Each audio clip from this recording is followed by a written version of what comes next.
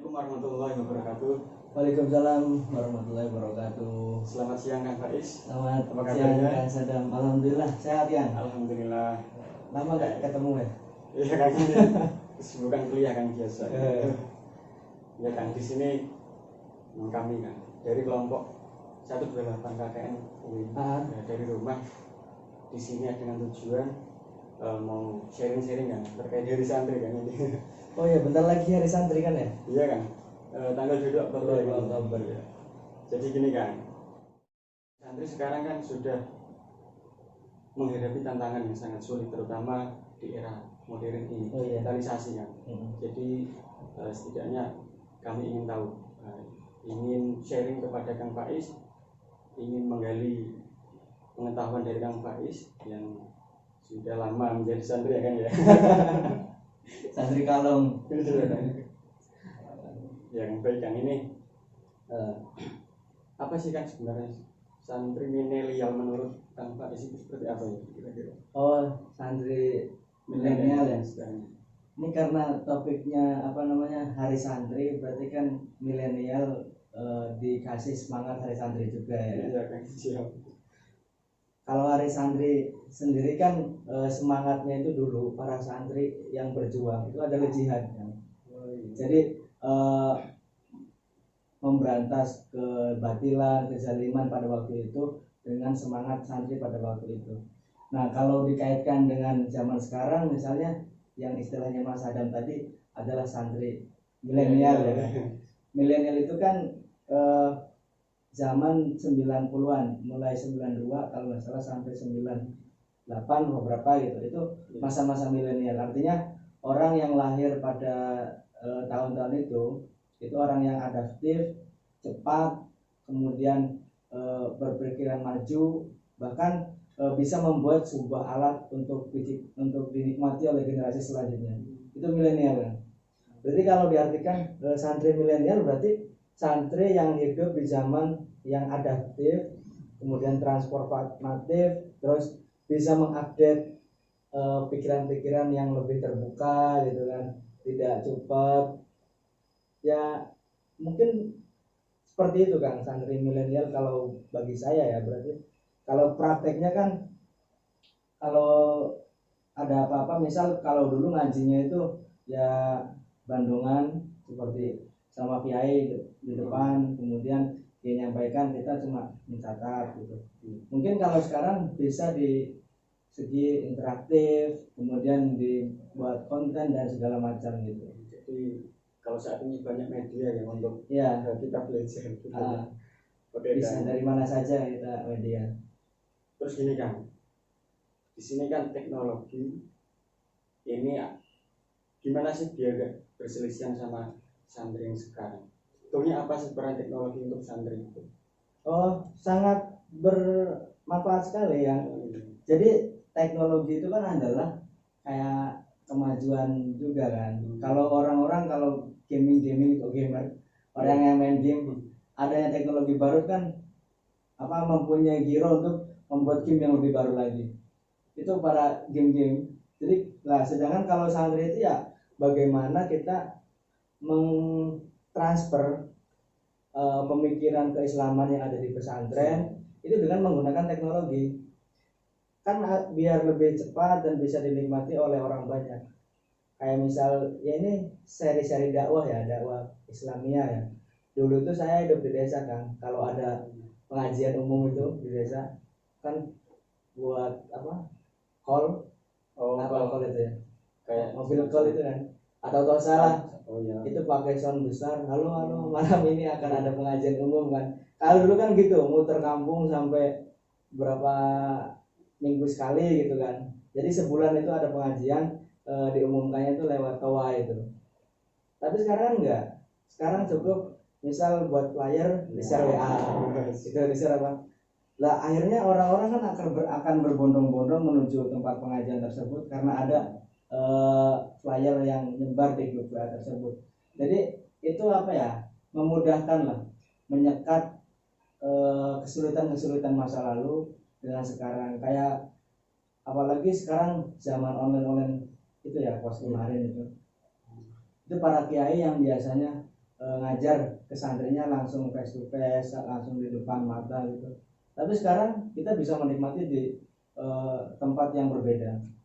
Bisa daring gitu ya kan? Daring.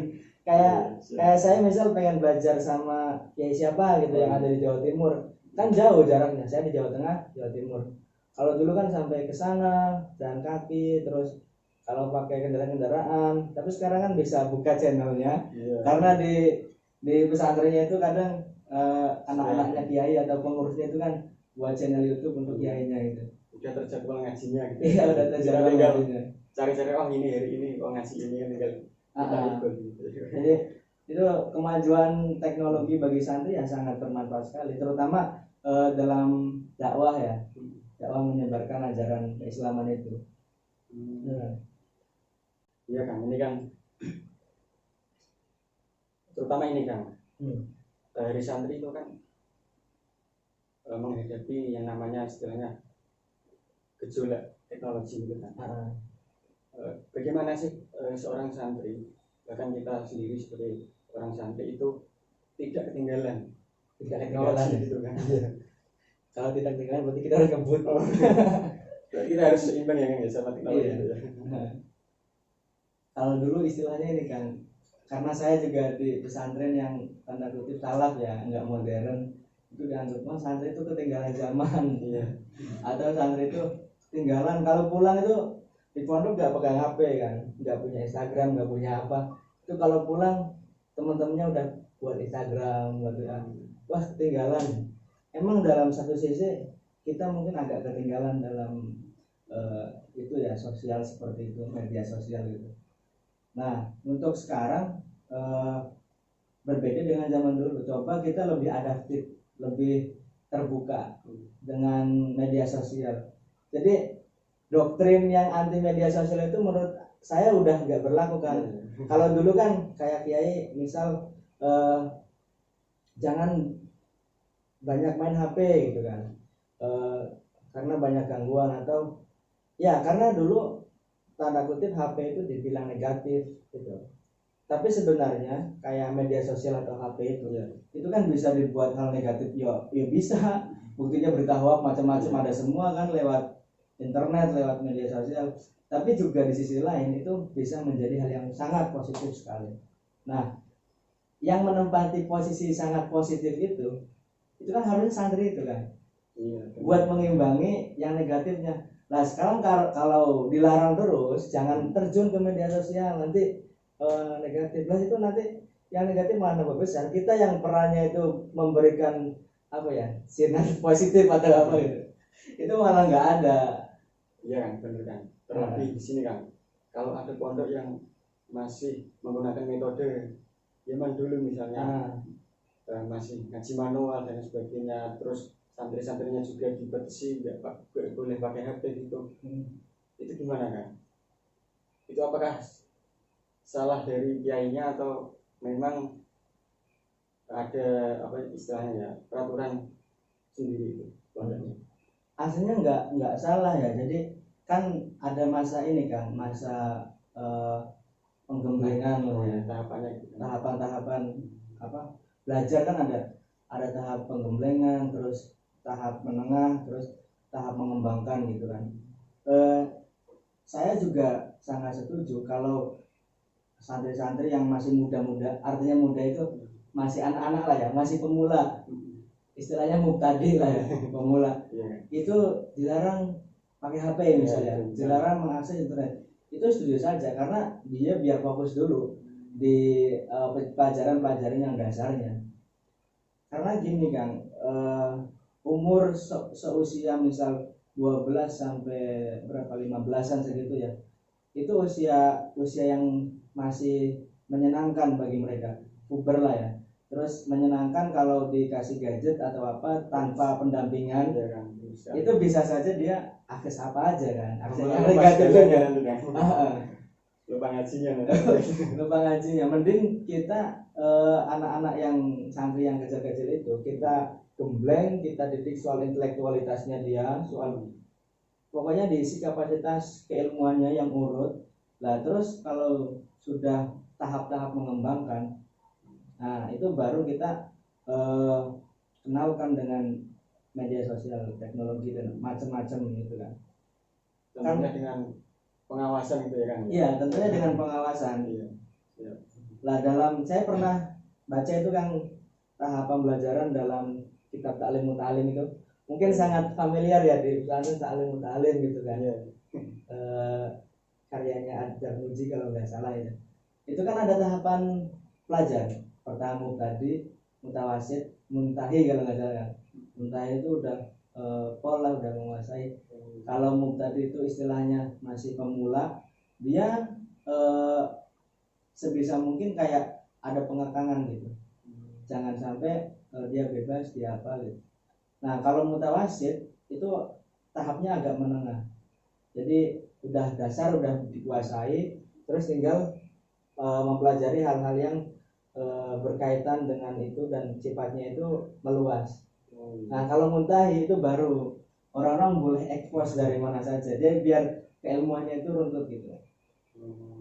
Nah terkait peraturan di pondok pesantren, ya kita menghormati kiai bukan salah kiai.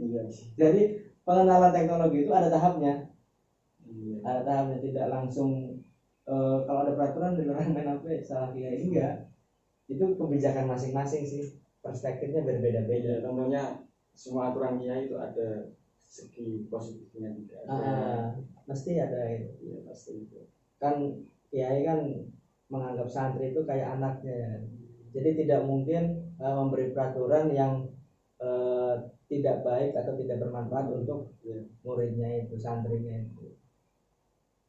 Terus gini kan, kalau di zaman sekarang kan ada pondok-pondok yang istilahnya bebas. Bebas itu gimana? Terusnya bebas pakai HP setiap hari bisa, keluar tiap jam tiap waktu bisa boleh kan gitu. Itu gimana kan biar istilahnya apa ya, seorang santri itu tidak tidak terbelanjur gitu kan. Dia itu bahasa Jawa, Indonesia apa? Tidak kebablasan. Kebablasan. Kan bisa mengatur antara segi positifnya sama segi negatifnya untuk menggunakan gadget terutama. Itu gimana kasarannya? Karena ini Kang Sadam ya, pesantren itu kan berbeda-beda. Kalau pesantren yang coraknya pendidikan madrasah kayak di sekitaran Jawa Tengah, terus di bagian Kediri itu kan yang besar-besar, itu rata-rata emang penuh dengan peraturan. Tapi kalau ekspos di pesantren-pesantren yang dalam tanda kutip pesantren apa ya, yang hikmah gitulah ya istilahnya, itu kan santrinya juga seperti itu kan, boleh keluar semua, boleh pakai HP semua gitu. Mereka mengaji itu. Tapi dikembalikan pada yang awal tadi aslinya, usia. Usia itu kan mempengaruhi bergaul juga, bersosial juga. Mungkin saya juga pernah ya melihat pondok pesantren yang sangat bebas sekali, di sana bisa main HP, bisa berkeluar bebas. Tapi nggak ada anak kecil di sana kan, santri pemula itu nggak ada. Mereka udah senior semua dan butuhnya sama kiai itu cuma ngaji sama ngabdi sama kiai. Jadi kiai itu hanya sebagai kayak partner, tapi bisa transfer ilmu, transfer knowledge itu kan. Kalau zuhur kita ngaji ya kan, selesai jam 3 misalnya, jam 3 sawah ke sawah. Setelah itu udah selesai, mereka mau keluar kayak mau buat HP-an kayak atau apa. Tapi coraknya berbeda-beda gitu pesantren itu.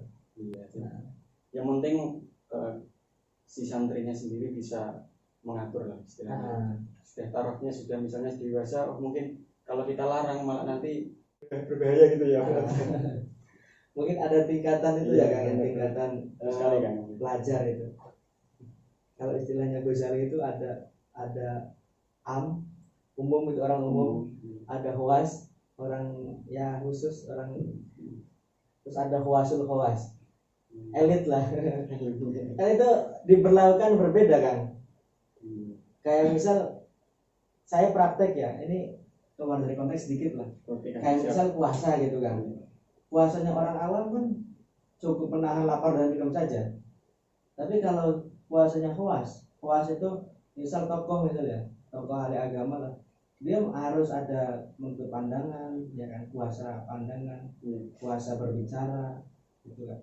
Tapi kalau udah tingkat elit, kuasa itu kan berbeda lagi nanti, nggak boleh keluar rumah misalkan, udah tertutup. Itu terjaga ya. Jadi porsinya kan berbeda-beda. Mungkin itu juga sama dengan santri tadi. Benar sekali kan. Tinggal isunya santri ini kan sangat berpengaruh terutama di Indonesia gitu. Oh iya. Bagaimana Indonesia bisa maju itu berkat santri. Terus gimana sih Kang biar tahapannya ke depannya biar santri-santri ini bisa menjadi pelopor di negara kita agar negara kita bisa maju gitu kan. Sarannya seperti apa? Oh gitu. Ini Indonesia itu kan negara yang emang mayoritas beragama Islam gitu kan ya. Dan kader-kader orang Islamnya itu sebagian besar dari pesantren.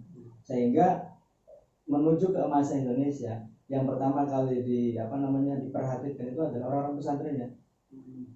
Karena kalau kita berbicara soal kemajuan Indonesia oleh orang Islam atau oleh santri, berarti kan kita cari tahu di mana nih santri diamnya gitu, pesantren. Nah, mungkin langkah pertama kita bisa memperhatikan posisi santri yang ada di pesantren. Kita gembleng soal intelektualitasnya gitu kan. Kita pahamkan dengan pemahaman-pemahaman yang adaptif yang sekarang ini berlaku kan.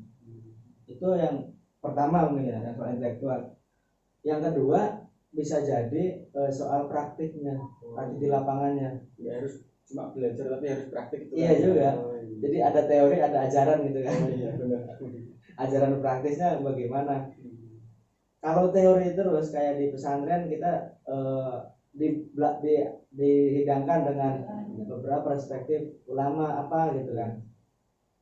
Cuma satu ulama misal pelajaran Fathul Qorib misal fikih yang syariah yang agak ya aslinya ketat gitu kan. Kan madhab Syafi'i ketat.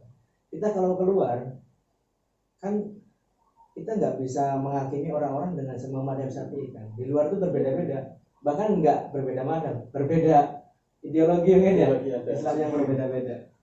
Nah, kalau hanya cuma teori, kita akan mudah menghakimi orang-orang lain. Jadi itu pentingnya ilmu sosial bagi seorang santri yang sudah tinggi ilmunya di dalam pesantren. Nah, di sana setelah intelektual itu digembleng, kemudian turun ke masyarakat prakteknya itu kan, itu harus menerapkan sifat-sifat kemanusiaan. Karena kalau di luar kan kita berbeda itu rawan perpecahan ya kan.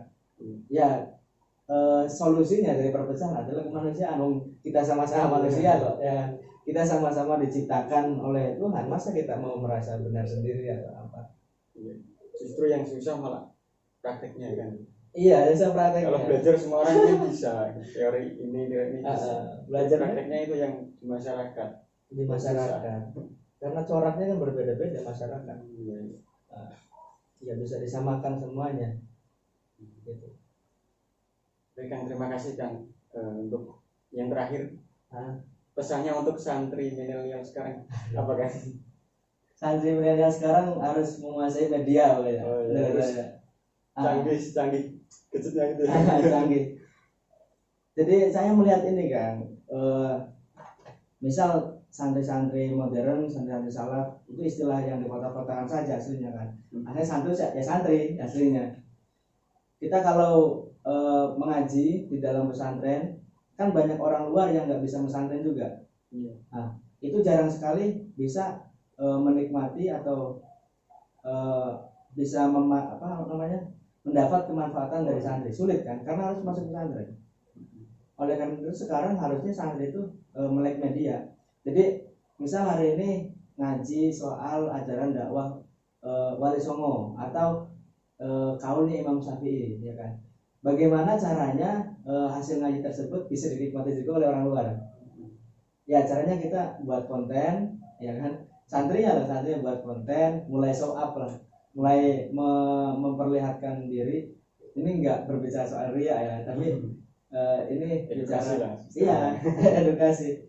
Sekarang teman-teman pesantren yang lain kan juga udah situ kan. Iya. justru yang melulu belajar kitab kan bisa jadi bosen gitu kan ya.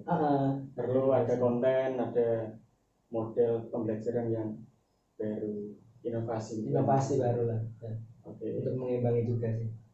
Oke, terima kasih atas waktunya kan ya. Oke, siap Kang Sadam. Sehat selalu kan. Alhamdulillah. Alhamdulillah. Kita tutup kan untuk pertemuan kali ini dengan baca alhamdulillah. Alhamdulillah. Wassalamualaikum warahmatullahi wabarakatuh. Waalaikumsalam warahmatullahi wabarakatuh.